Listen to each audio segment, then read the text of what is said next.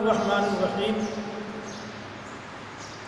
آج رمضان المبارک کی 19 تاریخ ہے، 19واں روزہ ہے۔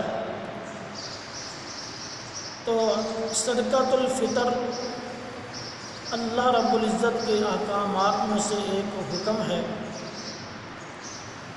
ہر وہ شخص جس کے پاس 7.5 تولے سونا یا اس کی قیمت ہے، یا 52.5 تولے چاندی یا اس کی قیمت موجود ہے، تو اس پر صدقۃ الفطر واجب ہے۔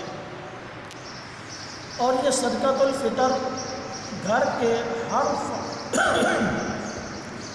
کے ہر فرد پر لازم ہے، چاہے کوئی بالغ ہے یا نابالغ ہے، عورت ہے چاہے مرد ہے۔ تو لوگوں کی 3 قسمیں ہوتی ہیں۔ بعض لوگ اعلیٰ قسم کے مالدار ہوتے ہیں، بعض درمیانہ درجہ کے ہوتے ہیں اور بعض ادنیٰ درجہ کے ہوتے ہیں۔ تو لہٰذا جو اعلیٰ قسم کے مالدار ہیں ان کو چاہیے کہ وہ کشمش کے لحاظ سے صدقۃ الفطر ادا کریں، اور جو درمیانہ درجہ کے ہیں ان کو چاہیے کہ کھجور یا جو ان کے اعتبار سے صدقۃ الفطر ادا کریں، اور جو ادنیٰ درجہ کے لوگ ہیں وہ گندم کے لحاظ سے صدقۃ الفطر ادا کریں۔ تو جو احباب گندم کے لحاظ سے صدقۃ الفطر ادا کریں گے تو احتیاطاً وہ 2 کلو گندم یا اس کی قیمت ادا کریں گے۔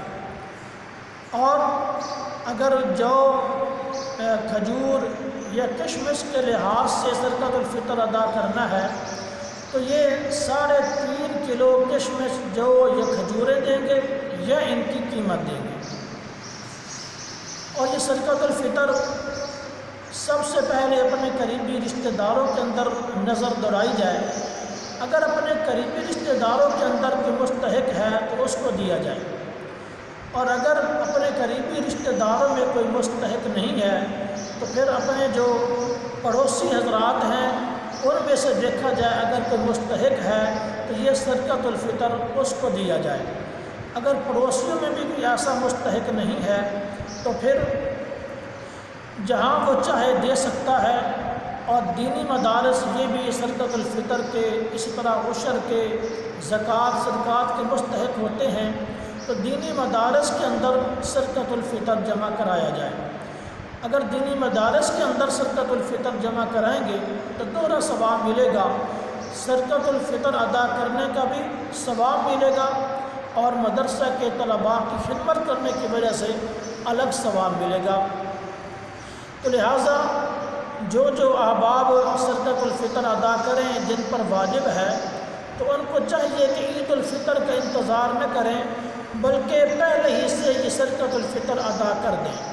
اور بہتر یہ ہے کہ نقدی کی صورت میں دیں، کیونکہ ہم اگر کسی کو گندم دیتے ہیں یا کھجوریں دیتے ہیں یا جو دیتے ہیں تو بعض اوقات ان کو ان چیزوں کی ضرورت نہیں ہوتی۔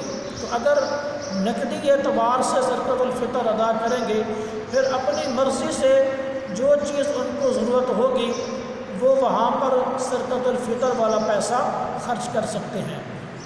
تو لہٰذا ابھی سے صدقۃ الفطر ادا کر دیں تاکہ غرباء، مساکین تک یہ حصہ پہنچ جائے، اور جہاں پر مالدار لوگ اپنے عید الفطر کی تیاریوں میں ہیں تو وہ بھی اپنی عید کی تیاری کر سکیں، کچھ وہ خریدنا چاہتے ہیں تو وہ خرید سکیں۔